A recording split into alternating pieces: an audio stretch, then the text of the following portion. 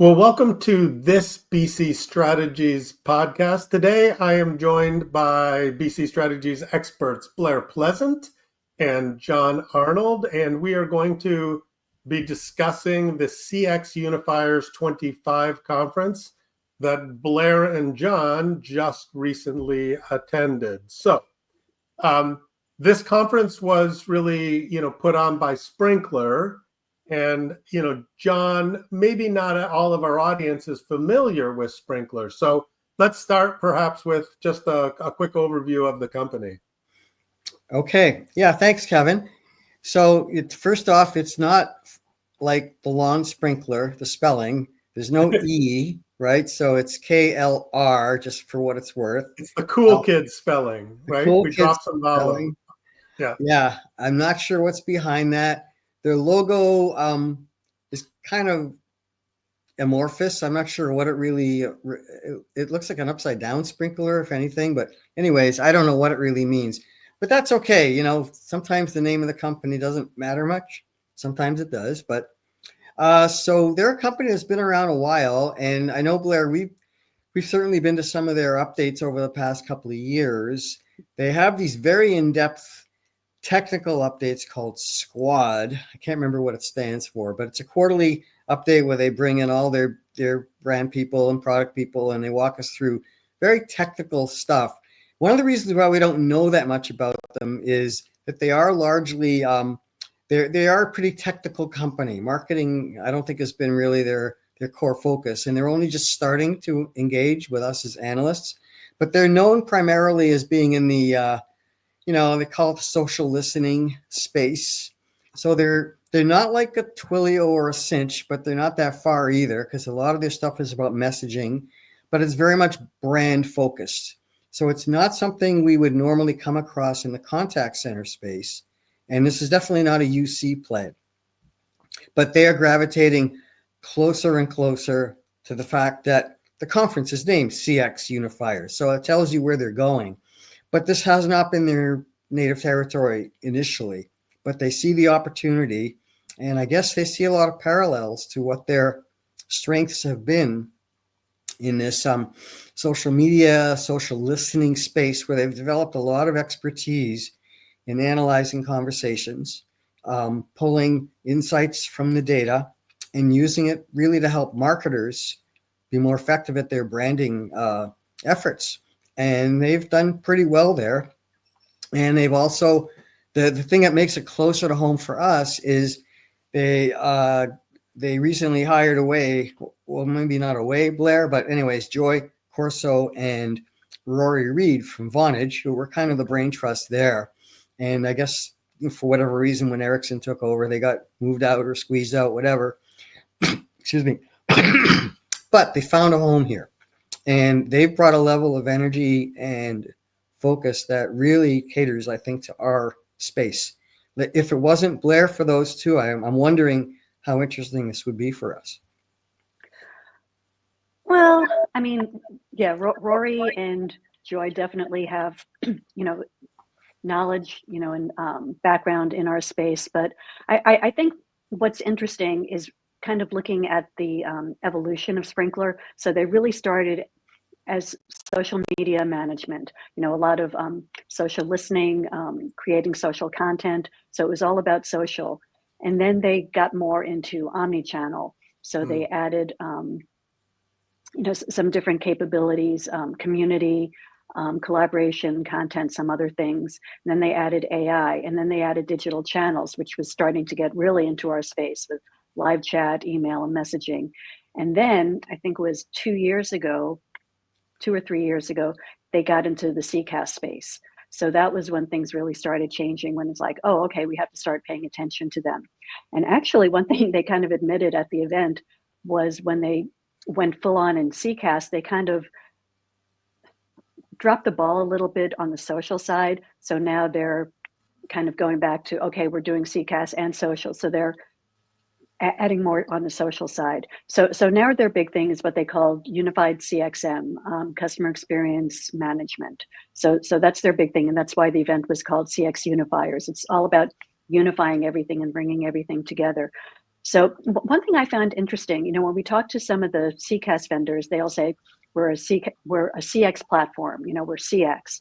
Well, to many of us, CX isn't just customer service, it's also sales and marketing and some other things. And most of the CCaaS vendors don't have that. They're just customer service. Sprinklr really does have how we define CX. It's got the customer service, it has the sales, it has the marketing. So it really is a CX vendor. And I spoke to several people there saying you need to build on that a little bit more because you really do have that CX story. Yeah, no, that's interesting. I mean, I think we're seeing all the different channels come together just in the same way UC and CC is coming together. And then it is interesting because I, had a recent discussion where somebody is saying how do you define CX? And I think a lot of the CCaaS vendors just did a search and replace and called it customer experience Right. CX, but it really isn't. So Blair, tell me a little bit about the conference environment. How big was it? Who was it targeted at? Because I haven't had a chance to attend. Yeah. So there was a one-day analyst summit right before the big CX Unifier customer event. So we have to understand, I know you guys were at WebEx, which, Cisco is a very large company. Sprinklr is not that large. So they had 300 people attending their CX Unifier event, which they were, really happy with. And there were some great customers. So Monday was the analyst event, right, where it started off hearing from 3 really amazing customers. I mean, that was totally the highlight of the event. And I'm not sure if we can say the names or not. So I'll just say they are names that everyone is familiar with, and at least 2 you have definitely dealt with. I mean, very large retail organizations. And so one thing that was really impressive was, they talked about iconic brands trusting Sprinklr. And it's so I'm looking at a list here: Five Guys, Honda, Heineken, LG, Volkswagen, Ford, Acer, so just really big names. And they said 79 out of the top 100 world's most valuable brands are Sprinklr customers. Now, again, that's mainly on the social side because that's what they're known for, but some of them are starting to move into the CCaaS side of things. So we started by hearing 3 customer stories, and then there was an executive panel, and then they got more into the AI stuff in their roadmap and some of the product stuff. But to John's point, because they have been having these squad briefings, they didn't feel that they had to, tell the story, the Sprinklr story to the analysts, because they have been good about providing updates along the way. So this is really an opportunity to hear from the customers and then hear about some of the new announcements and the roadmap. And then as far as the customer event, the CX Unifier event, there's a wonderful keynote by Heather McGowan. And she gave a fascinating talk. And usually when I go to these big events and there's, a keynote speaker, I mean, they're interesting. I've heard several astronauts, and, I've seen, some of that, it's usually interesting, but it's like, okay, this doesn't really affect me in my job. But Heather was fascinating and really interesting. So that was very enjoyable. And we heard from Rory and Joy, and they were really cute the way they bounced off each other. And Rory's energy, oh my God. I mean, it's kind of like when you see Mick Jagger he's quite a bit younger than Mick Jagger, but it's like just bopping around the stage, and, it's just that energy was really cool. He's very passionate about all this. So it was good to hear all that. And then there were some breakouts. Some of them were the same customers who we heard the previous day. And then they also had breakouts with some other customers. And because it was a customer event, they were able to really spotlight some of their big customers and what they're doing. I heard from Samsung and a couple others. And they all have great stories. And, again, they've got amazing customer names, and they all have really interesting stories. And also especially about the journey. Most of them started in social and then moved on to these other areas. But I think that's still an issue that Sprinklr needs to work on, because some of the customers I spoke to, like during breakfast and lunch, I asked, what are you using and whatever. And it seemed that a lot of the customers, they were all doing the social part. But then when I asked about CCaaS, they were like, oh, that's a different group. We don't really deal with them. So I think that's a challenge that Sprinklr is going to have, is how to bring these groups together. and how to really talk to the CCAS people, because they've got, their cheerleaders on the social side and the marketing side, but now they need to get the cheerleaders on the CCAS side. And so they still have some work to do in that area. Okay. No, that's a great overview of the flavor of the conference. So John, maybe over to you. Were there some key announcements? Did any of them involve AI? I'm guessing. I don't know. So yeah, what were the key takeaways or announcements that stood out for you? Yeah. Well, overall, the messaging from the announcements I saw was very much about CX. Like it's very loud and clear. Their focus is CX. This is not, they're not trying to be the next big social media, intelligence platform, which is totally fine. But if they're going to talk like a CX vendor, they got to walk the walk too. So they talked about agent co-pilot. They talked about agent assist. So all the tools that the CCAS vendors are using, they're starting to use that language now. And I suspect they were not using that language, Blair, a year ago. I think this is a very deliberate, intentional, set of messages that says, hey, we're in this space now. And why they needed us there, because they need us to tell that story, because the market does not think of them. Because I asked people, like you say, Blair, in the meals and the hallways, like, weren't these people already using Cisco, NICE, whatever platforms? They said, yeah, they were. And in some cases, they have displaced them entirely, which I find a little hard to believe, but they have, they said. And also, of course, if they integrate with them, and because they kind of have to. So it's one of these, this is the world we're in now, where these open platforms can integrate with just about anything. So if you're good enough to kind of get into the game, you can find your way into these markets. And one thing that did impress me from the day one stuff that Blair said with the analyst only talks, they were pretty candid about what Sprinklr did to get the business. And it sounds like, as a company, this isn't about the technology, but as a company that they seem to listen well to their customers. They do their homework. One of them talked about how the organization had a team. They went on a retreat specifically to develop an approach for the RFP to be in the bid. And that led them to winning it. But the other thing I thought was really impressive was one of the big ones, again, Blair said, household names, that won them the business was the roadmap. That they showed a vision going a little further out and a little more ambitious than what the other CCAS vendors were showing. And I think that speaks to the technical kind of, smarts behind the company, which I'm not that technical to comment on how deep their stuff really is or what secret sauce they might have. I don't. But clearly they, the real high tech guys in that business, they're Indian, and a lot of them are in India. And this is a little bit part of the learning curve we all have to go through.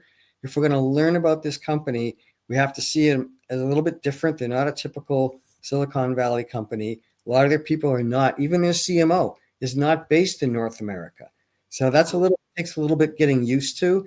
And so when you talk, Blair, about their marketing kind of messaging, that does need some work. And I think it's because there is a bit of a technical disconnect there between the way they do things and how we engage with them as analysts, because we're all not that technical. No, that's a good insights that you provided there, John. Like, Blair, from your perspective, was there any kind of key announcements? I mean, John made it clear that they're focused heavily on CX, but it sounds like at least the things he was listing were kind of the things that the other CCAS vendors have. Was that what you took away as well, or? No, that they were very big on agentic AI, showing their AI agents. They have an AI agent builder. They have these specialized AI agents for, 18 different business verticals and capabilities. So we did get demos of the AI agents. And, I kept trying to see, is this really an agentic AI, or is this just more, but it seemed like parts of it definitely were agentic. But they talk a lot about keeping the human in the loop. They're not going all out, totally autonomous. They talked a lot about the human in the loop and also learning how the AI agents are learning, continually learning, from the humans and from other knowledge. So it's a continual type of thing. They talked about their agent co-pilots. They talked about, one of the announcements was voice of the customer, or based on customer feedback. So that's not a contact center or CCaaS type thing. That's another part of their business. And they did make an announcement about workforce management. Also Voice Connect, where they're providing their own telephony, because in the past, I forget if they were using Twilio or something else. But there was a lot about their AI agents. And, they gave a whole, they talked a lot about their roadmap and their vision for AI, and how they see 4 different categories. I think one was embedded. So things like, things that need to be embedded across all applications, like, spell check. So built-in capabilities that are embedded across everything. Then they had standalone capabilities, or AI products, like chatbots, real specific standalone capabilities. And then they have their AI co-pilots, which are, typical co-pilots. And then AI agents that they said can run any journey in a fully autonomous way. And then the specialized agents that are pre-built AI agents for different verticals. And I think, like I said, I think they said there were like 18 of them, or something like that. But they talked a lot about the hybrid workforce. And when they talked about hybrid workforce, they meant human and AI agent. Okay. And that humans will be able to collaborate with these AI agents. And there are going to be certain roles for the humans, like providing coaching and feedback and guardrails. So there'll be different ways that the humans and the AI agents work and integrate together. Yeah. There were quite a few announcements that they made.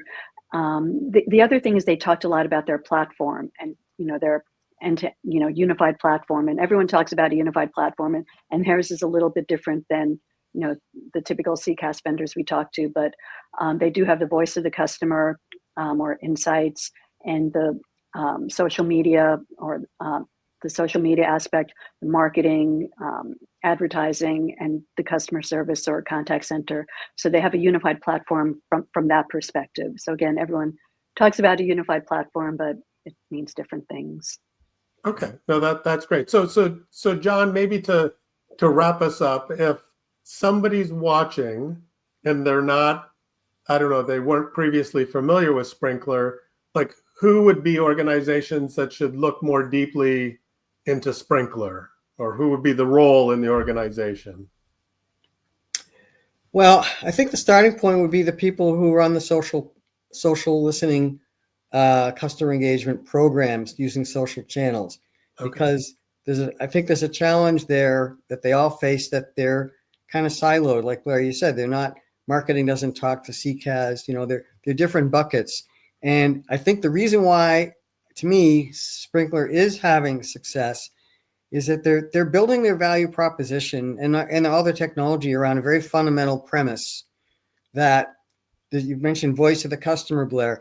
They talk about you have to build trust with your brand, that's the social platform channel for sure, not the contact center channel. But they made it very clear, the connection between, you have to build brand trust, and you do it through the conversations you have. And it happens that most of the conversations with consumer brands are happening on social. So they've figured out how to tap into that vein as a driving force of the kind of data that you need to understand where the voice of that customer is at. So to me, it's a fairly small leap to go from that to adding into the CX realm, because they understand that former relationship. I don't know, Blair, I don't hear the CCaaS vendors talking about it that way. They're not really like leaning too much onto the social. They just view it as digital channels, but I don't hear that kind of thinking from them. And I think they're right. Like, they had a breakout on the big stage with Walgreens.